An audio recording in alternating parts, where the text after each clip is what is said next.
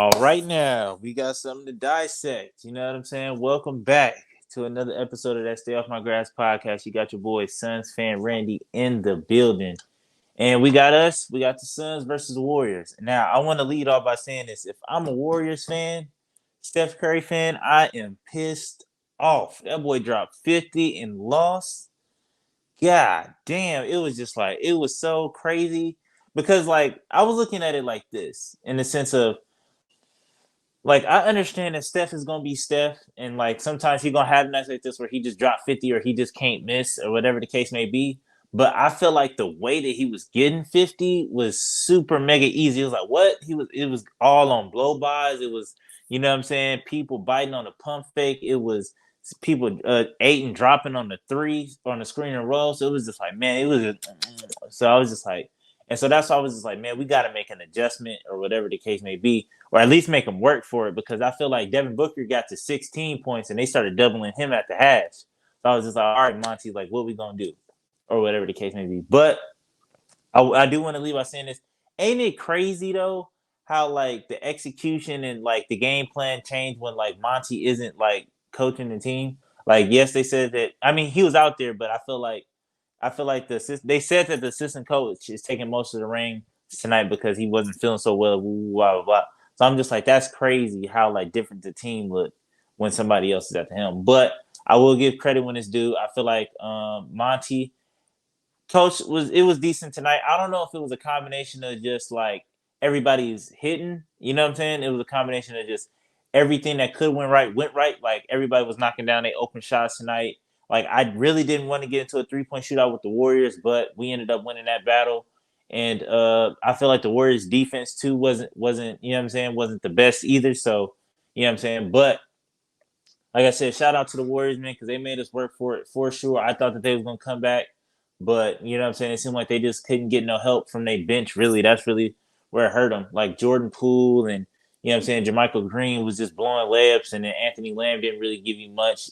Dante or whatever, he gave you 2-3 balls, but that's not enough. You know what I'm saying? So I feel like the bench really lost that game because I feel like whenever they subbed out their bench or whenever Steph and then Clay took a rest, that's when we bounced on it. We made our runs, and then our bench was better than their bench tonight. So that's really what it was. But like I said, shout out to them, and they played a good game, or the starters did for the most part.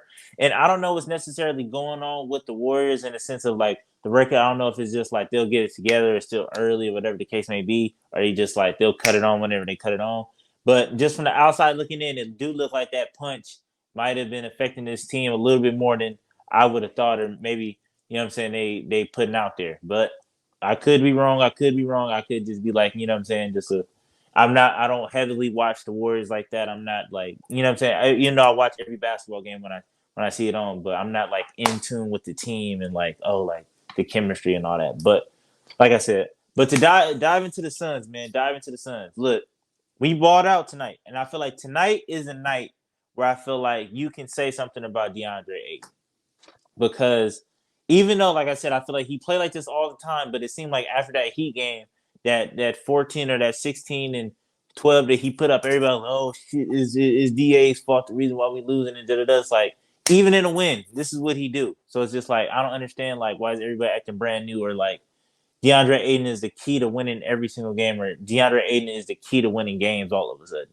Like all of a sudden, DeAndre Ayton he holds everything. Like the reason why we win or lose or draw is on the hands of DeAndre Ayton. So that's the part about like everybody just deflecting everything on DA. But what I will say, I will call a spade tonight. I feel like tonight or this game, like he could have easily had 30, like easy.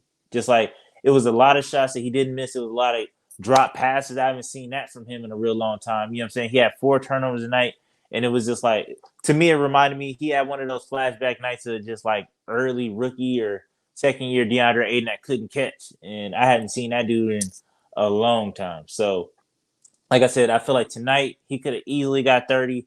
And but what I appreciate the game plan, and this is what I've been trying to tell people in the sense of we gave Da the ball more, which opened it up for everybody else. You see what I'm saying? Even though he wasn't hitting tonight or whatever the case may be, but the fact that we was feeding the post and having them actually have to worry about what Da could do, You know what I'm saying? At least, you know what I'm saying? Because it's like when you playing us, you defending us, like you know that they're not gonna get the ball to DA. You know that Devin Booker is trying to get off the pick and roll, get to the middle. You know Chris Paul is trying to do that, and you know we're trying to shoot. So it's just like an element of like we don't have to worry about it. It's kind of like the same thing with Draymond shooting threes. It's like we'll live with Draymond shooting threes. Like we're not worried about Draymond shooting the ball because he's not gonna shoot or whatever the case may be. So it's like we can't have that with DA, even if he's making and missing. So like I said tonight, I appreciated him getting his touches. I appreciate him staying in the offense into the second half, and this is what it could look like. Even if he's not hitting his shot, but like I said, for anybody that want to be like, oh, Da,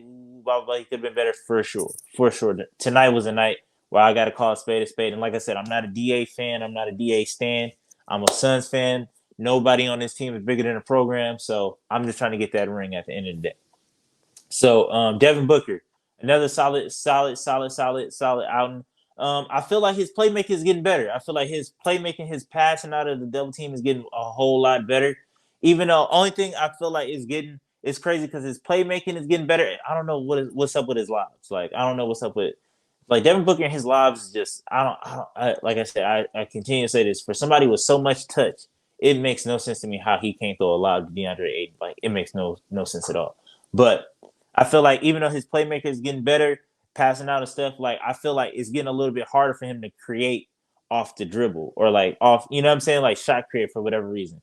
And the only reason I say that too is that like going back to that, you know what I'm saying, to that Miami Heat game and thinking about like or just watching and rewatching it and like, all right, like Devin Booker got the possession one on one. Like at the end of the day, like even though I wanted him to call a timeout to reset everything, I feel like that's what you want. Like that's the look that you want.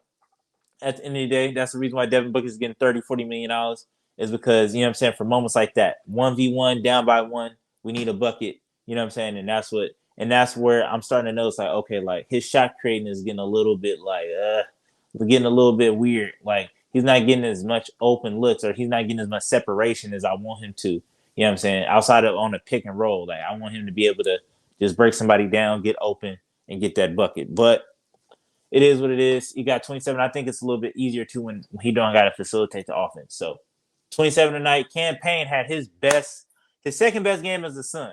You know what I'm saying? 29 points was knocking it down. It's just like, but it's so weird because it's just like if we could get a consistent campaign, because it's like I said, with campaign, it's either he's really good or he's really bad. So it's just like, but like I said, even with that being said, I'd still rather trade him. I'd still rather get somebody else in there because, like I said, I'd rather have somebody that's consistent or like somebody that can do something consistently than just having campaign. It's either 29 points or I'm giving you 7. Like and it's no in between. It's no like, oh, I'll give you 15. That's efficient, or you know what I'm saying, with no turnovers and stuff like that. It's just like it's either really good or really bad. So we was on a good end of the stick tonight. So no complaints there. Mikal Bridges, 23 points. Like I said, I don't know why Mikal Bridges get a lot of grief either on the offensive side. Because like I said, if he go out there and he got to guard to Steph's, the other people, like to me, that's the ultimate pass. You got to guard Steph all night, chase him around through screens. So whatever you can do offensively is a plus. And so, like I said, he was knocking them down tonight, 23 points. And we just needed this. We needed this dub, to be honest with you.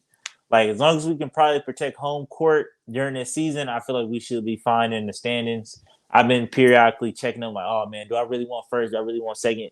But it's just like as long as we, you know what I'm saying, we not in the play-in, I think we should be all right. Like I'm not really worried about a whole lot of people in the West because it's just like the West right now specifically is just it's so upside down. Like you don't know who's gonna be good when it come around that playoff time. Jock Landale, I liked his aggressiveness tonight, even though he didn't score a lot.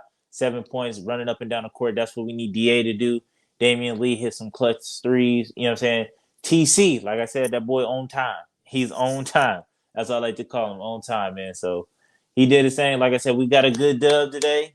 You know what I'm saying? Let's not get too high. Let's not get too low. It looked a little bit better tonight, even though, like I said, we still got some adjustments and some consistency. And I really think that defensively, we probably could have made a better game plan, but I'm not going to complain too much because we won. But it is what it is. But till next time, man. Peace.